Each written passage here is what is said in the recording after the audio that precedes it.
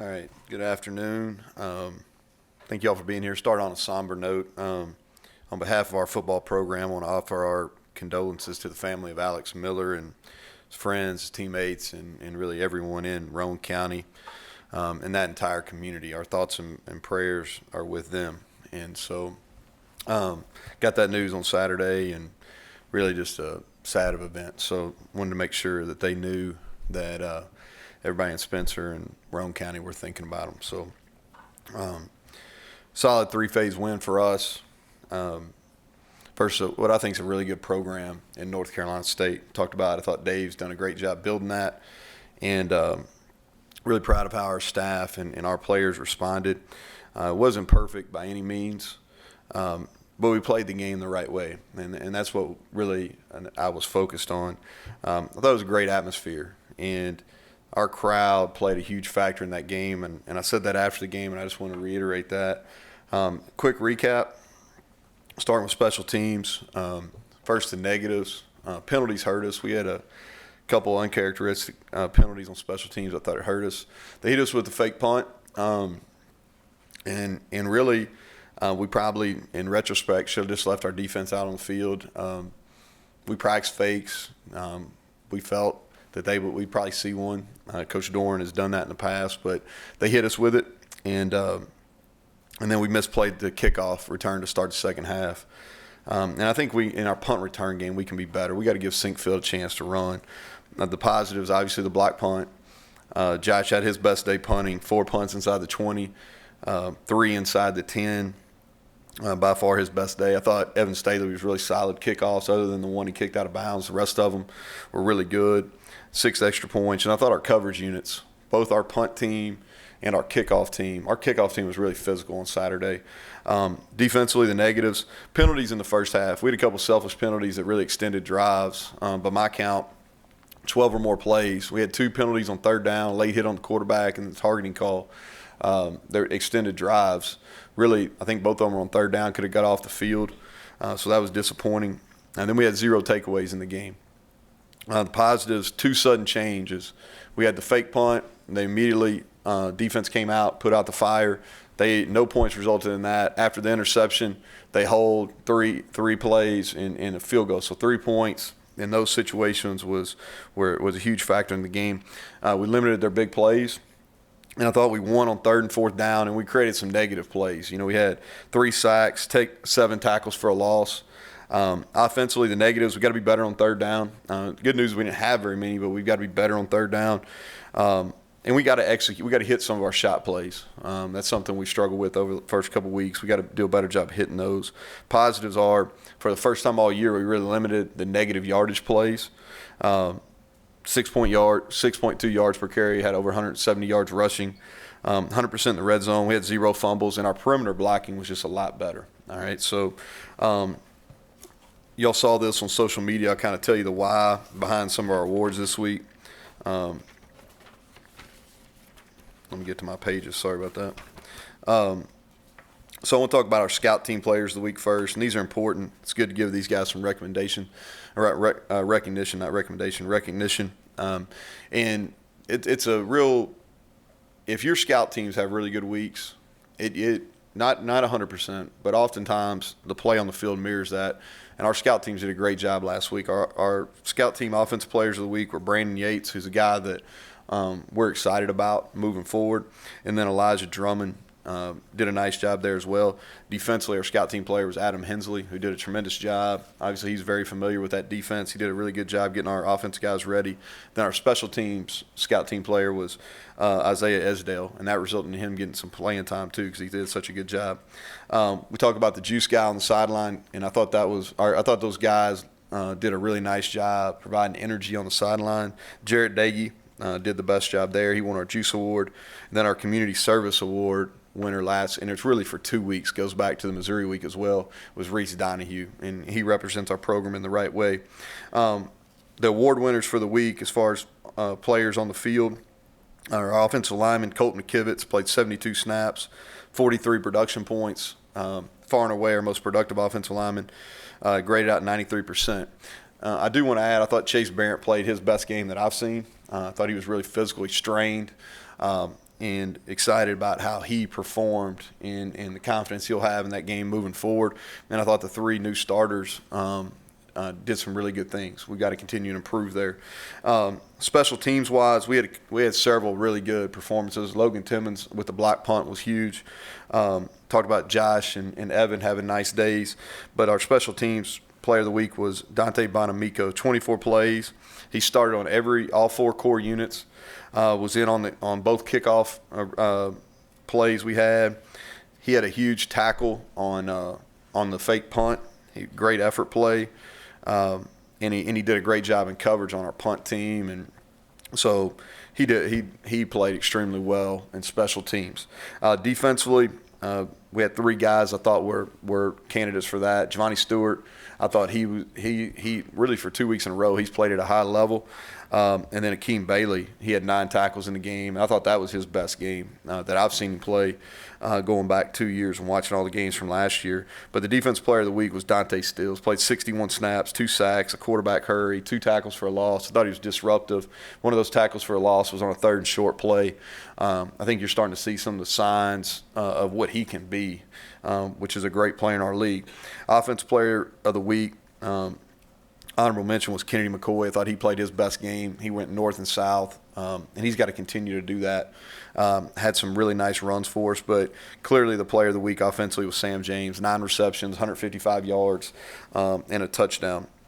So those are the players of the week. Wrapping up that one, good win. I think it needs to be a foundational win for us. We got to continue to get better, and moving on to Kansas. So open up Big 12 play this week, as you all know. Trip to Kansas. They're coming off a really impressive win over Boston College. And Boston College is traditionally a really physical football team. And I thought Kansas played extremely well, especially in the second half. Coach Miles and his staff have done a very good job up to this point. Give a kind of preview for them. Special teams solid across the board. Their punter, Kyle Thompson, is very good. I think he ranks in the top of the Big 12 in punting statistics. And their kickoff returner, Jamal Horn, he leads the Big 12 as well. He's a threat. He had a big return versus Boston College. Offensively, they're multiple. Last week they looked a lot different than they did in the first 2 games. They're kind of a mix of spread and kind of what Coach Miles has done in his previous stops, Oklahoma State and LSU. Used more tempo last week, more run-pass options. Thought their quarterback, Carter Stanley, I've known the kid for a while. He played at Vero Beach High School for a friend of mine. I thought he played really well last week. He hit some balls down the field. At running back, they have 2 of the best ones in our league. Both Herbert and Puka they're fast. They're hard to tackle. They broke multiple tackles. They did a good job getting them in space, and they got up to the 2nd and 3rd level and made people miss. And they're going to be guys that we've got to know about. The Parchment kid is a kid that at receiver who's had 2 big games out of the first 3. He had over 100 last week. Kid that at Troy we recruited, so I know about him, watched him play in junior college. And I thought their O-line was – nobody's talking about them, but I thought that was the biggest improvement from the first 2 weeks to the 3rd week, is they played much better up front. Defensively, their defense coordinator, DJ Elliott, and I worked together at Kentucky for 2 years. He's done a very good job there. Their numbers through 3 games have been impressive. 3 down front. I think they've got a couple players that really stand out. I think their nickel, number 1, is a very good player. He's active. He runs sideline to sideline. He's physical. You can tell he plays the game with a lot of energy. And then the safety, number 12, he's all over the field. I think he covers ground. He's physical. I think those 2 guys really stick out, and I think they're playing hard. And I think anytime you do that, you got a chance. So we've got to continue to get better this week. We've got to handle the trip much better than we did the first away game we had. But our guys are excited about it, looking forward to starting Big 12 play. So with that, I'll open it up for questions. Neal, your own offensive line, obviously you shuffled it, you had to this past week, but how do you handle that? You rotate more now that you have some confidence in some guys that hadn't played before? How do you handle it? Yeah, well, we definitely have more confidence, and I think they have more confidence in the unit, within our unit there. Mike should be available this week. Josh, we're not sure yet. Won't know till later in the week. And then so if Mike's available, we'll have 7 to rotate. If not, we'll kind of go on the same and just wait to hear on Josh. That's it, guys. Yeah. All right. Have you reached out to the family of Alex Miller, or have you had any contact with them? I left a message for the coach yesterday, and it's just a tough deal. Read about it and following it, and it's obviously that's why I broke out some old Troy shirts today and got the maroon on. So it's just a sad deal overall. I reached out and we've got a couple things planned as well. I know you scheme for each opponent, but you mentioned the scheming you had to do to help your O-line. Is that a continual thing you're going to have to do each week based upon what you face? Yeah, I think, you're going to scheme, John, as you know, each and every week, but I think you got to do some things to put our guys in good position, and it doesn't always work. We had some things that were there. We got in good positions number-wise against Missouri. We lost some one-on-one blocks. So, the key for us, I thought we made some big strides last week during the week, and I thought our scout team giving us some really good looks helped us. We got some guys on our scout team I think are good football players, and they got us ready last week. And I think that's what we got to continue to do. We got to continue to focus on Tuesday and Wednesday of not only fundamentally but getting some great looks from our scout team where we're blocking in full speed. And it's usually a little bit ugly on Tuesday. But as we go through the week, it gets better. And I think that's what we've got to do, schematics and just getting better fundamentally. Talk about the challenges on the road that, the first game you didn't play very well. And, now you're going to a place, I don't know if there'll be 20,000, 30 or what will be there. Yeah, I bet it's a really good atmosphere. I know that there's a lot of excitement over Coach Miles being the head coach there, and I think they're going to be excited about that win over Boston College, and so I think going on the road, it's just about having a mature approach, and you can't lose your focus. You're not in your, football players and coaches are so routine oriented, and when you go on the road, you're out of routine. You're not staying at the same place. You don't know the locker room, all those kind of things. So I think it's about being mature and handling it, understanding that none of that really matters once the ball is kicked, and handling your business. I don't know if the travel had as much to do with just Missouri not being real happy coming off that loss to Wyoming and us not executing very well. How much are both of these coaching staffs thinking similar spots, because you both showed so many different things last week? I don't know. That's Alex, you have to ask them. For us, you have what you do in your base schematics, but you're always altering that, and that's for us what we try to do, and really the same in all three phases. You have what your base is. For us, like if you want to talk offense, we're trying to keep our offensive line and quarterbacks, the picture for them, pretty similar, and then we're trying to dress up everything else. And I think that's what they're trying to do as well. You know what I mean? They're offensively they're trying to find rhythm, and then they want to get the running backs the ball. Those are clearly guys that are upper echelon players in our league, and they're trying to get them the ball, and they're going to try different things each and every week. And we got to do the same, trying to get the ball to our guys. Along those lines, how much of a game plan is trying to, I don't want to say deceive, surprise them a little bit, give them something that maybe looks like one thing, but it's different, or give them something they haven't seen? Yeah. And how I think you have to. How dangerous can that be if you get maybe too carried away and too Yeah, far? you can't. Yeah, because I think we talked about this maybe a couple of weeks ago too. Is it's a fine line. You want to do enough different things where defenses can't be keyed into what you're doing. And it works the reverse defensively as well. But you can't do so much where your kids don't have enough repetitions. Does that make sense? So you always are careful of how much you're carrying into the game, because to me, confidence comes through repetition and preparation. And if you carry too many things, you can't get that repetition. So the main, offensively, the quarterback, offensive line, they can't get enough repetitions in it where they feel confident in it, and you don't know the adjustments. Does that make sense? Sean Ryan, how's he doing right now? Yeah, hopeful for him. He's he participated in our walkthrough yesterday. he'll be a partial participant today, and we'll know more, but hopeful on him. Mike, I didn't mean to cut you off. Do you have another question? That's me. Oh, I'm sorry. You've been around McKivitz a good bit now. Yeah. What makes him what he is? He's just a worker. I talked a little bit about this after the game. He's a guy that's the same every day. And consistency is a word that we use in our program. It's maybe the most complimentary term we use. And he's consistent. I know exactly what I'm going to get out of him every single day. It doesn't matter if he has a cold. It doesn't matter if he's tired, if he's got an exam, whatever he's got going outside. When he steps in this building, we're going to get consistent effort, consistent execution. And that's the highest compliment I can give him. He's consistent every day. Coach, you've had 19 first-year players. How big is it to receive such significant contributions from some of your first-year guys? Yeah, well, I think it's something that we're doing out of necessity. I think as a coach, you'd probably prefer to be a little older, but we got to play the best guys, and our young people have shown that they're ready to play. I think Jordan Jefferson's a great example of that. He started the game on Saturday, and he performed really well.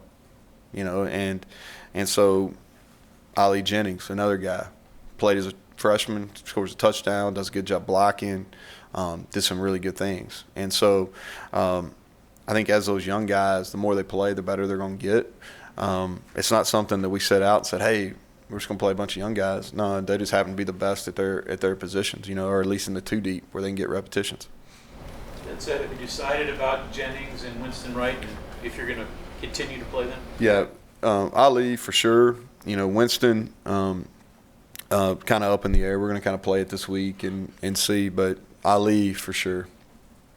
With regard to Jordan, do you have to treat a 17-year-old nose guard differently, like whether it's physically or give him so much, or it seems like it's very unique? It is. I think his birthday's the end of this month. He finally turns 18, but it is, he's really young. And now size-wise, he has the size and he has the physical strength. He's a really strong guy. His dad did a great job getting him physically. And he comes from a good high school program at Navarre High School too. They did a really good job getting him prepared. But yeah, we have to be careful with his reps. There's no doubt. Almost like a pitch count, we keep him on a rep count. You faced Les Miles while you were an offensive coordinator at Kentucky. Can you talk about your relationship with Coach Miles? Yeah. I don't think I played him when I was at Troy.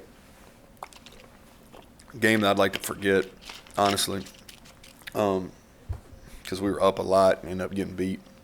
But just got to know him really at the Big 12 conference meetings. We don't know each other a great deal. I always respected him from far. Obviously, national championship coach, and did a tremendous job at LSU and Oklahoma State before that. I'm trying to think. Did we play them at Kentucky? We did, didn't we? Yeah, they beat us. We were like 5-1 going in that game. You're right, actually. They beat us in 14. And then we played him when I was the offensive coordinator at Troy in 2008, and we lost late in the game. You mentioned Les. Do you see any personality in LSU personality in Kansas, or is it no? Yeah, if you look at coordinators? So offensively, they're doing like in one context they're spread, RPO, tempo, and then the other one they look very similar to some of the things they did at LSU. Toss power, toss sweep, those type of things. They were kind of his signature when he was there. Mississippi State stuff too, I guess, from where he was. Yeah, Les. Yeah, Les. Some of that stuff, more kind of what they were doing at UAB than probably Mississippi State. A bit more of Shea Campbell at Mike on Saturday. Where are you at with him and in the Mike spot? Yeah, so Shea had his really 2 weeks in a row had really good practice. So Shea had two different injuries during fall camp that limited his. He only really got to practice about 2 days in pads before he had an injury, and he missed almost 2.5 weeks. So it's taken him until really probably the Missouri week to kind of get back in game shape. He played well. He played really well. Was productive in his snaps, and he'll continue to play. He will. He did a really nice job. He did a great job blitzing. We used him on the blitz several times. He did a good job with that. He's a smart football player. He looked quicker. I thought he played really fresh and quick in that game on Saturday.